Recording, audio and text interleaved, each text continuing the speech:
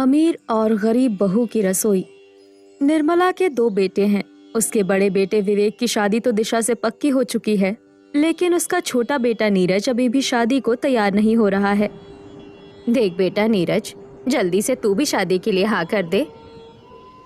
लेकिन माँ, मैं जिस लड़की को पसंद करता हूँ मैं उसी से शादी करूँगा। कौन वो?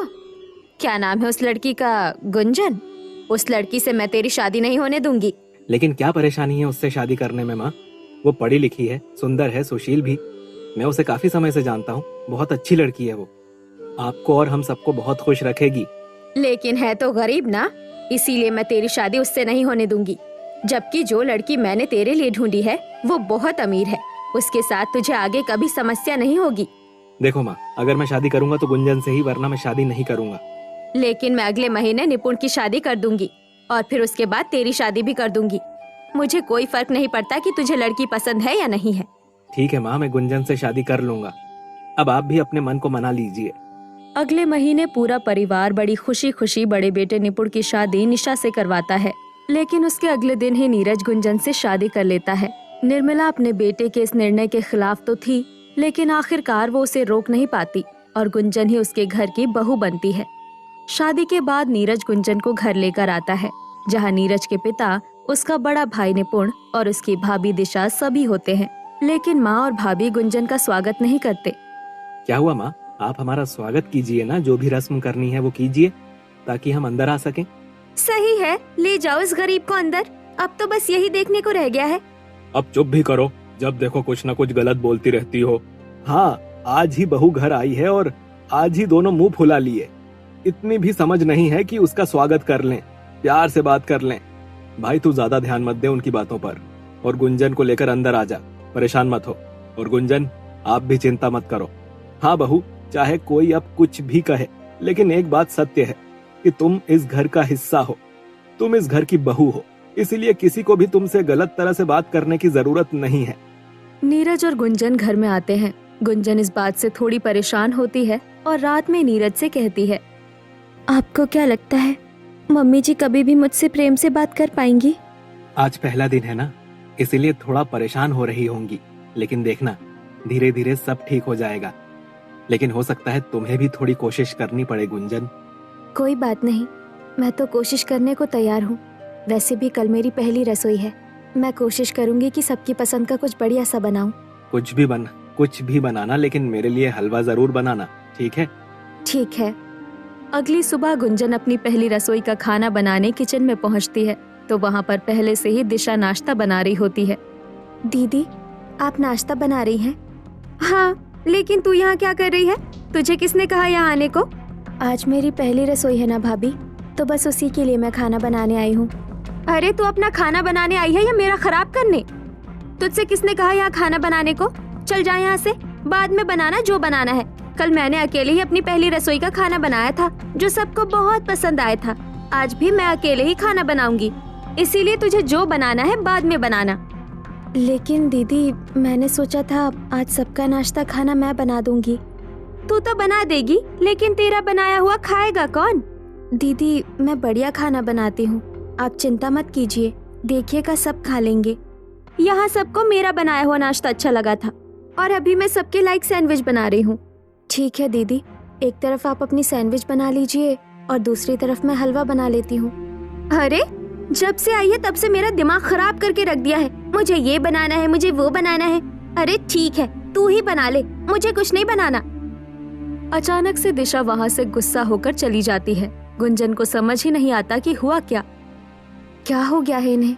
मैंने तो इनसे ऐसा कुछ कहा भी नहीं जो ये इतना गुस्सा हो, फिर भी ये मुझ पर सारा गुस्सा उतार कर चली गई। कोई बात नहीं, मैं तो नाश्ता बनाने पर ध्यान देती हूँ। अभी थोड़ी देर में ही ये शायद हलवा मांगने लगेंगे। गुंजन सारे घर के लिए हलवा बनाती है। हलवे की खुशबू घर में फैल जाती है और तुरंत किचन में गुंजन की सास निर्मला आ जाती है।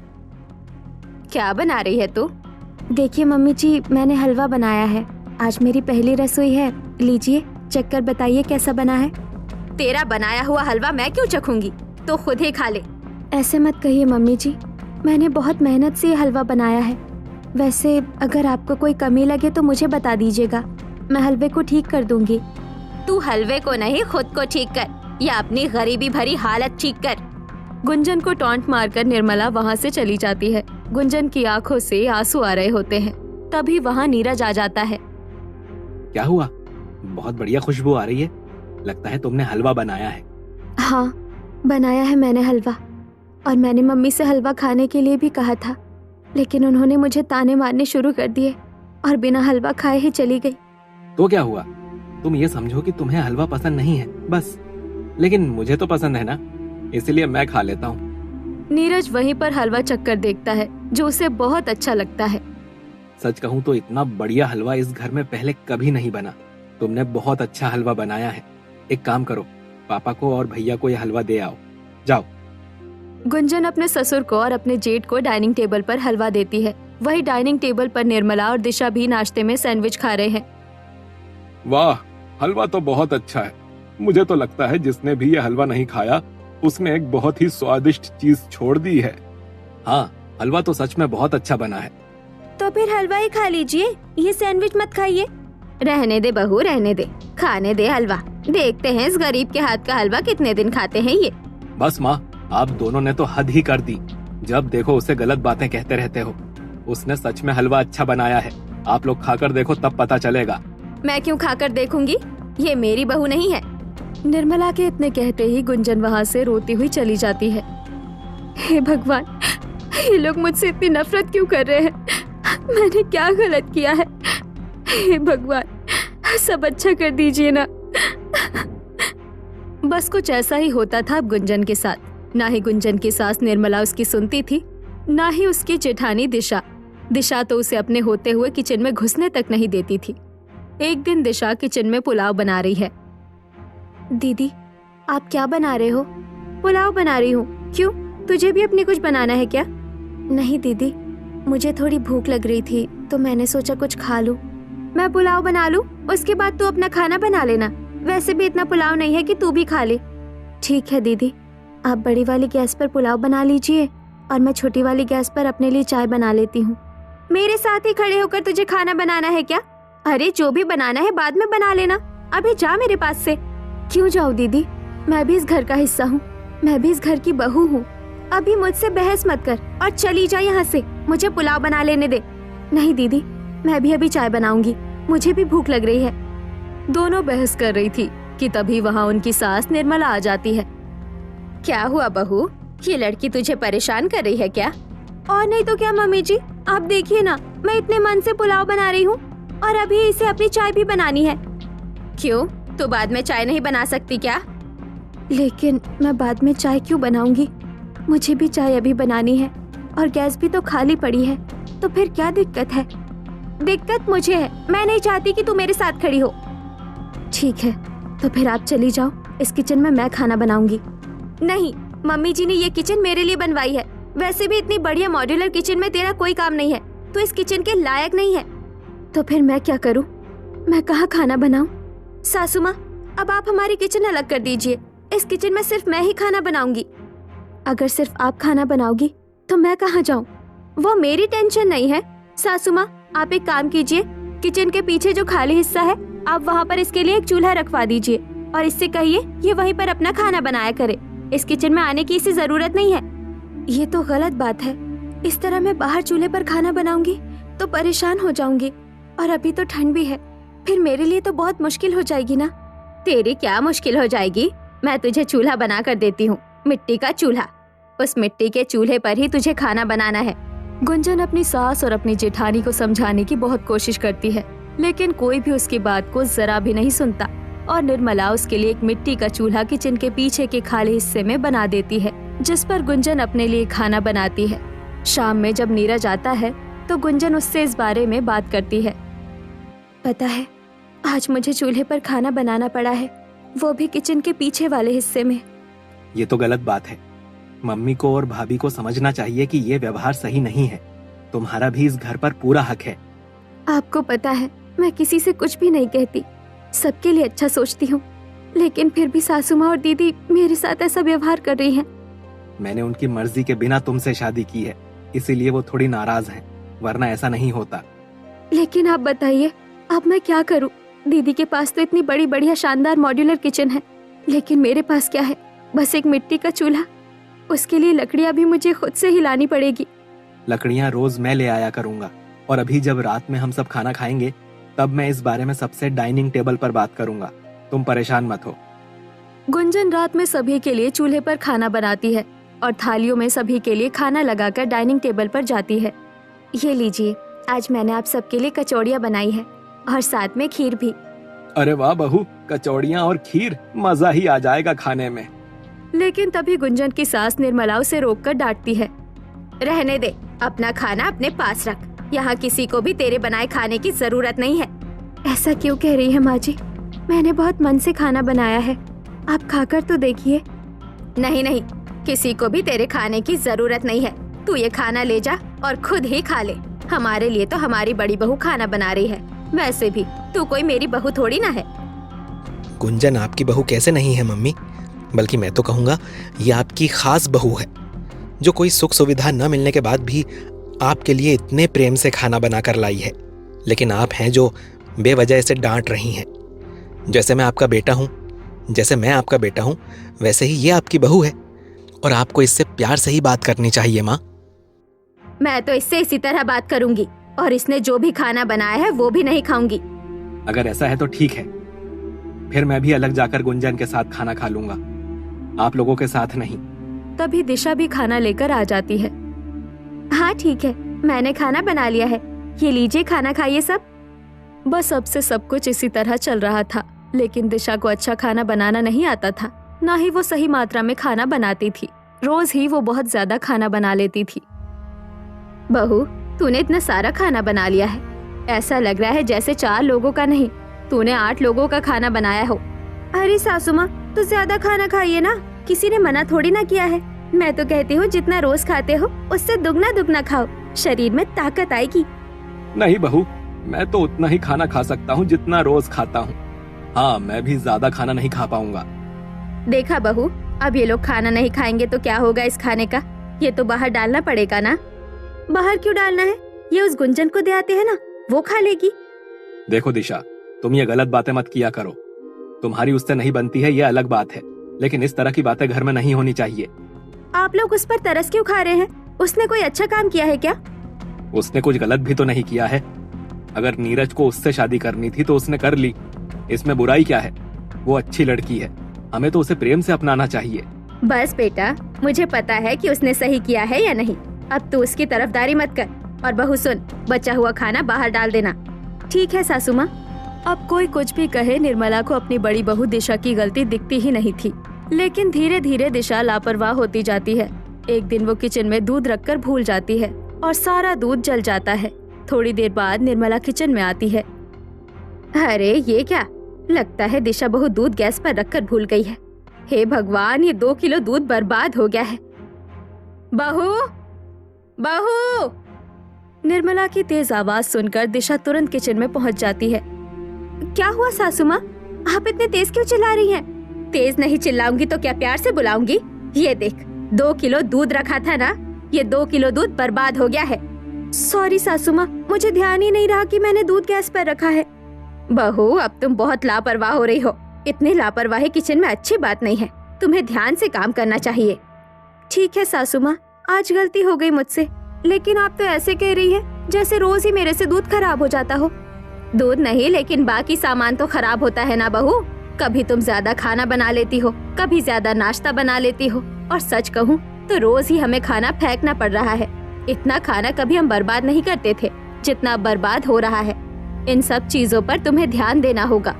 बस सासू माँ, आप तो बहुत ज्यादा कंजूस हो। कंजूस नहीं, मैं बस सब चीजों को अच्छा करना चाहती हूँ। मैंने तुम पर भरोसा करके ही तुम्हें ये किचन दी है, और उस दूसरी बहू को मैंने छोटा सा चूल्हा दिया खाना बनाने के लिए। लेकिन अगर तुम सही से ध्यान से काम नहीं करोगी तो फिर क्या फायदा। ठीक है सासू माँ, अब से ऐसी गलती नहीं होगी। निर्मला वहाँ से चली जाती है और दिशा बड़बड़ाती रहती है। कुछ दिन से देख रही हूँ सासू माँ बड़ी उखड़ी उखड़ी तरह बात करती है। हर समय गुस्सा ही करती रहती है। ऐसे जताती है जैसे वो गुंजन मुझसे बहुत अच्छी हो, जबकि है बिल्कुल उल्टा। वो तो बिल्कुल ही बेकार है। अब दिशा किचन के काम पर सही से ध्यान नहीं देती है। एक दिन निर्मला की तबीयत खराब हो जाती है। आज तबीयत थोड़ी ज्यादा खराब है। बहू से कह देती हूँ वो मेरे लिए दलिया बना देगी। निर्मला किचन में जाती है और दिशा से कहती है, बहू मेरी तबीयत आज कुछ ठीक नहीं है, मेरे लिए दलिया बना देना। दलिया? मतलब अब मैं आपके लिए दलिया बनाऊं? क्या मम्मी जी, आप पहले नहीं बता सकती थी? अभी मैंने सबके लिए ये पोहा बनाया हुआ है, अब मैं फिर से दलिया बनाऊंगी? तो क्या हो गया बहू, अगर मेरी तबीयत ठीक नहीं है तो मैं कैसे पोहा खा लूंगी? मुझे तो दलिया ही चाहिए होगा। अरे मम्मी जी मत खाइए पोहा। और ऐसा बोलकर दिशा सारा का सारा बनाया हुआ पोहा वहीं पास में रखे डस्टबिन में डाल देती है। ये देखकर निर्मला दिशा पर चिल्ला पड़ती है, बहू लगता है तेरा दिमाग खराब हो गया है। ये सब क्या मुफ्त में आता है जो तू इस तरह बेकार कर रही है, फेंक रही है? अरे तो आपको नहीं खाना था ना सासू माँ, फिर क्या फायदा? इससे बढ़िया तो मैंने पोहा बनाया ही नहीं होता। अरे तो क्या बुरा हो गया अगर मैंने तुझसे दलिया बनाने की कह दिया? इसका मतलब ये थोड़ी ना है कि तू खाना फेंक देगी। जरा भी समझ है तुझ में या नहीं? निर्मला के डांटने पर दिशा नाराज होकर वहाँ से अपने कमरे में चली जाती है। उसकी ये बात गुंजन सुन लेती है।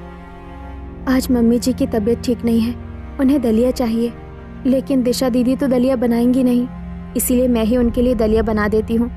गुंजन निर्मला के लिए दलिया बनाती है और गरम गरम दलिया ले जाकर निर्मला को दे देती है। ये लीजिए मम्मी जी, आपके लिए दलिया। तूने दलिया बनाया है? लेकिन मैंने तो तुझे दलिया बनाने को कहा ही नहीं था। तो क्या हुआ मम्मी जी, आपकी तबीयत ठीक नहीं है?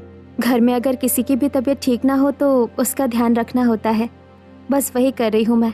अब आप भी मुझ पर किसी तरह का गुस्सा किए बिना ये दलिया खा लीजिए। निर्मला एक चम्मच दलिया खाती है और फिर सोच में डूब जाती है।